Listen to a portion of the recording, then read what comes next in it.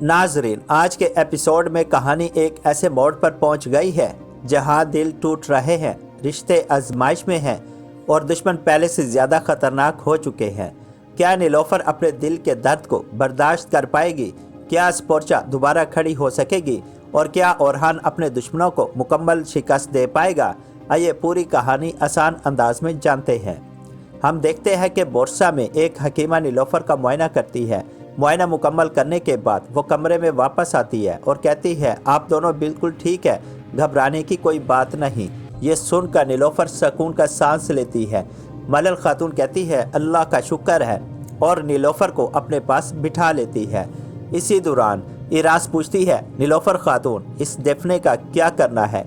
नीलोफर उसकी तरफ देखती है और सख्त लहजे में कहती है, इसे शिफा खाने ले जाओ, ये अभी मर नहीं सकती, पहले इसे मुझे हिसाब देना होगा। इरास कहती है, जैसे आपका हुक्म, और दफने को लेकर चली जाती है। जैसे ही सब जाते हैं, नीलोफर ज़ारो कतार रोने लगती है। गोंजा उसे तसल्ली देती है, ये सब ख़त्म हो गया बहन, तुम ठीक हो? मलन पूछती है, उस औरत ने तुमसे क्या कहा? नीलोफर रोते हुए कहती है, उसने कहा ओरहान स्पोर्चा से शादी करेगा और वो इसके लिए अपनी जान खतरे में डाल रहा है।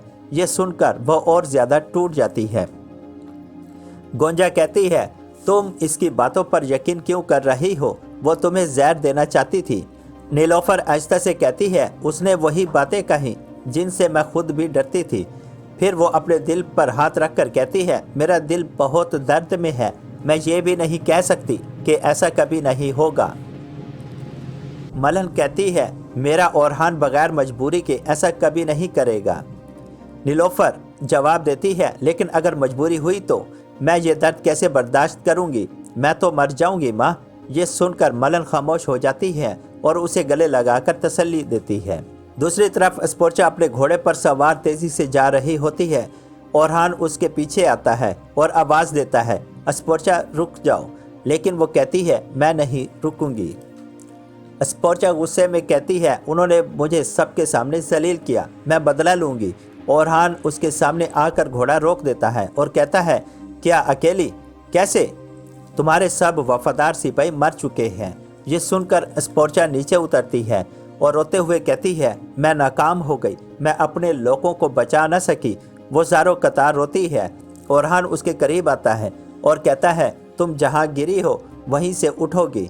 वो उसका हाथ पकड़कर उसे खड़ा करता है और कहता है, तुम सबसे मजबूत औरत हो जिसे मैंने देखा है। ये सुनकर स्पोर्चा जज्बाती हो जाती है और अचानक ओरहान को गले लगा लेती है।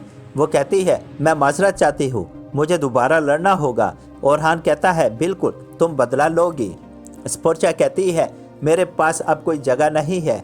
ओरहान जवाब देता है, तुम मेरे साथ आओगी, तुम्हारे वालिद के साथ हमारा मुआहदा है। स्पोर्चा मान जाती है और उसे प्यार भरी निगाहों से देखती रहती है। दूसरी तरफ हलीमा दुर्सुन के पास आती है। वो कहती है, दोबारा अपनी जान खतरे में मत डालना, अगर तुम मर गए तो मैं माफ़ नहीं करूंगी। दुर्सुन हैरान होकर पूछता है, क्या कोई उम्मीद है? हलीमा मुस्कुरा कर चली जाती है। फातिमा अपनी तलवार साफ कर रही होती है। फ्लावियस आकर पूछता है, क्या तुम जख्मी हो? वो उसके जख्म पर पट्टी करता है और कहता है, जब तक यगीद जिंदा है अकेली मत जाना। उन दोनों के दरमियान खूबसूरत हल्की सी नोक झोंक होती है। दूसरी तरफ अंद्रियास भाग रहा होता है। यगीद उसके पास आता है और कहता है, वो फिर जीत गए।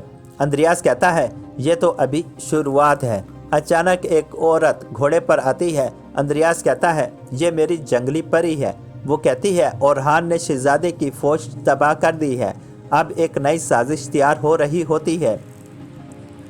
दूसरी तरफ गैमलिक में उस्मानी परचम लहरा दिया जाता है। ओरहान स्पोर्चा के साथ आता है। बुरान कहता है, मेरे सुल्तान, अब गैमलिक मुकम्मल आपके कंट्रोल में है। ओरहान हुक्म देता है, तमाम कैदियों को जंदान में डाल दो। सिपाही उन्हें ले जाते हैं।